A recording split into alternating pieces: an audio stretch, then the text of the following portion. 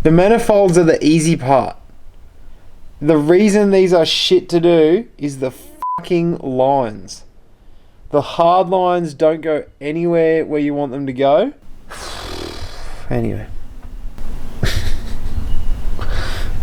If you don't laugh, you'll cry.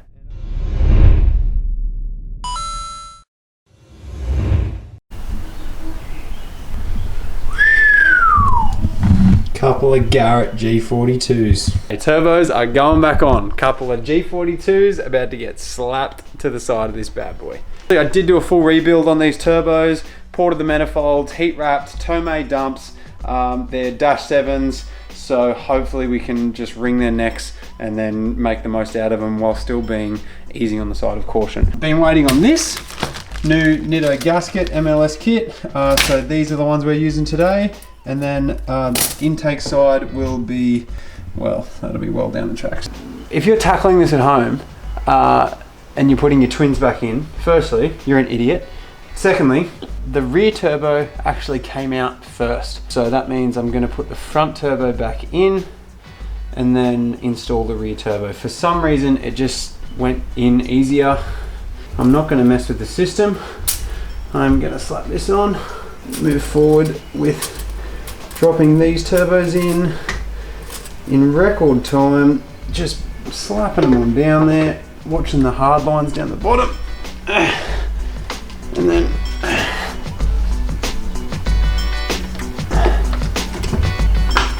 don't knock anything.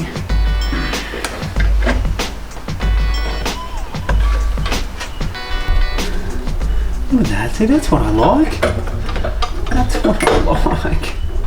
This turbo's just going to slip up and on to the gasket, and just going to get this first washer, slide him up, slide that on, throw that on there so it stops sliding down. 346 minutes later. So after struggling for about an hour by putting it in the way I took it out, for the life of me I cannot get that bottom manifold bolt on. It is just like whatever size your hands are, get 2 sizes smaller because it's tight. Come to the conclusion in theory that take the manifold off, sit the turbo in where it wants to sit, have some movement here, and then lift the turbo up to it when we go to put it on.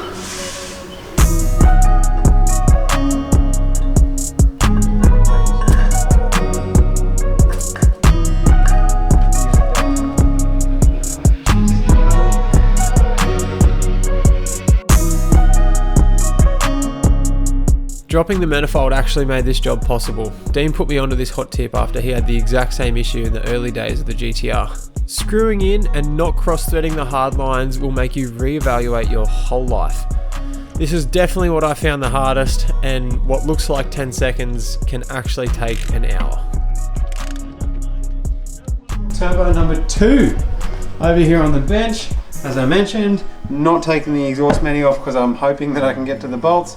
If I can't, well then I'm going to learn that lesson. But I'm feeling it on this one. I'm feeling it. So the trick with this one is getting it in without scratching the strut tower and the head covers. So get it in there first and then worry about getting it sitting where we want to sit it.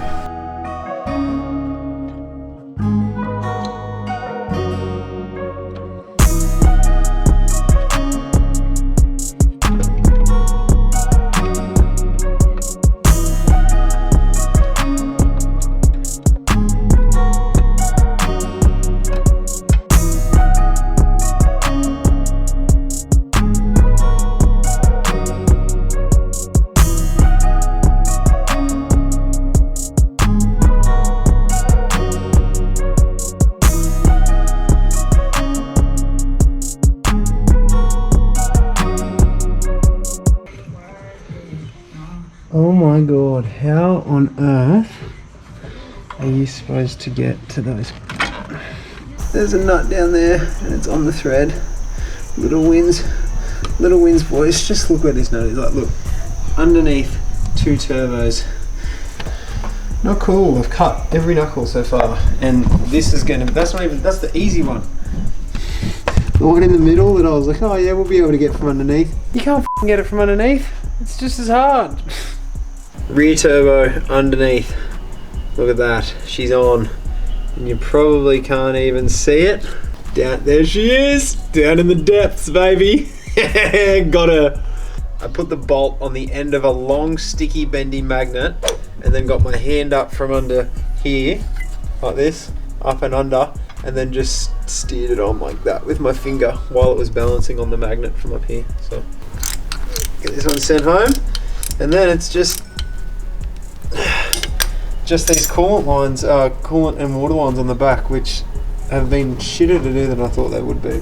So I got like the turbos in and everything last night, and I was so content. I was like, sweet, we're laughing. That's it. We're done. Like, that's the manifolds. They're the hard part. If you didn't already know, the manifolds are the easy part.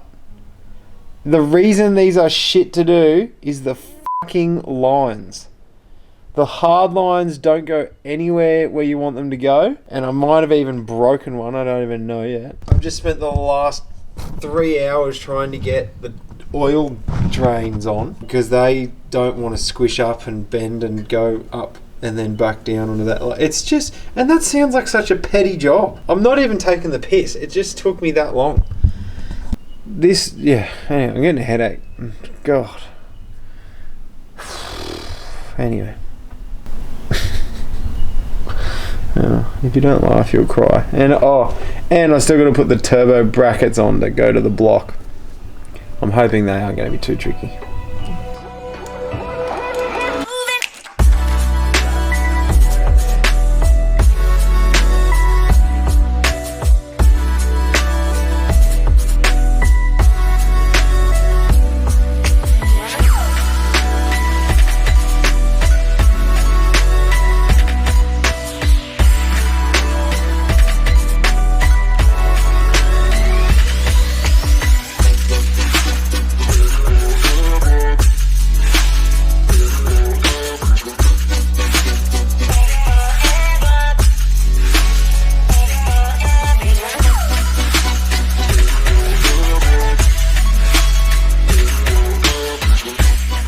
Just carefully take these bolts off because you don't want to drop anything in a turbo. So, I mean, it wouldn't be as bad if it was your own turbo, but you definitely don't want to drop any 65mm, 12mm stainless steel bolts in your mate's $6,000 turbo.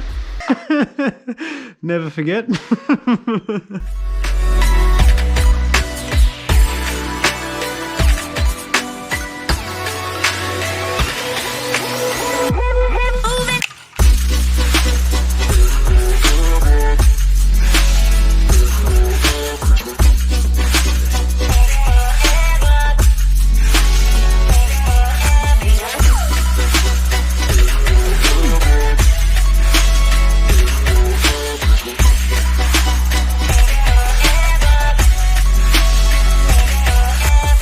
Everything's sort of tidying up now, and like honestly, even the easy shit is not being easy, but this particular part, it's just not lining up. So call me an idiot if you want to call me an idiot, because you're probably not completely wrong, but it just, like, honestly, it just doesn't seem like it's long enough. I don't know, nothing has changed, everything's OEM still size wise. That's the end of it. It just doesn't seem long enough. So is this one of those situations where Blake's had too many beers and I'm trying to do a simple task and I just can't? Very likely. Calling it, going to make a big chicken snitty roll and then go to bed, and then we will try and do this tomorrow. The adventure continues. The following Thursday. I did have a good think about this morning. I was laying in bed and I was like, what has changed to make this pipe fit? This is all OEM, the turbos are OEM, everything's OEM, and I was like, alright, so everything's normal. What else is abnormal about the car right now? Well, the gearbox is out. And I was like, the gearbox is out.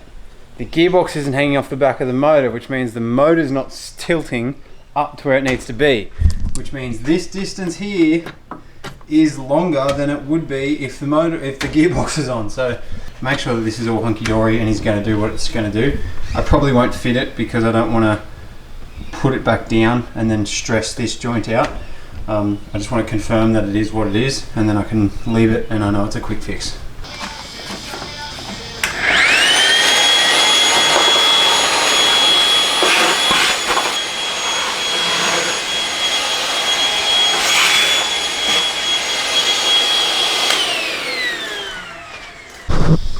Alright, I'm calling it done. Everything you've read about this job on the internet is true. Every part sucks, and when you think you're at a shit part, the next part sucks even more. It's just shit. Nothing is like terribly hard.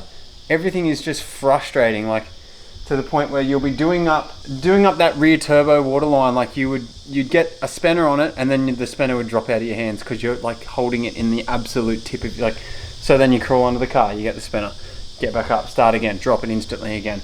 And on top of all of that, it's yet to kick me in the teeth, but like if I turn this car on, or if I pressure test this car and there's a leak, oh, I'll flip.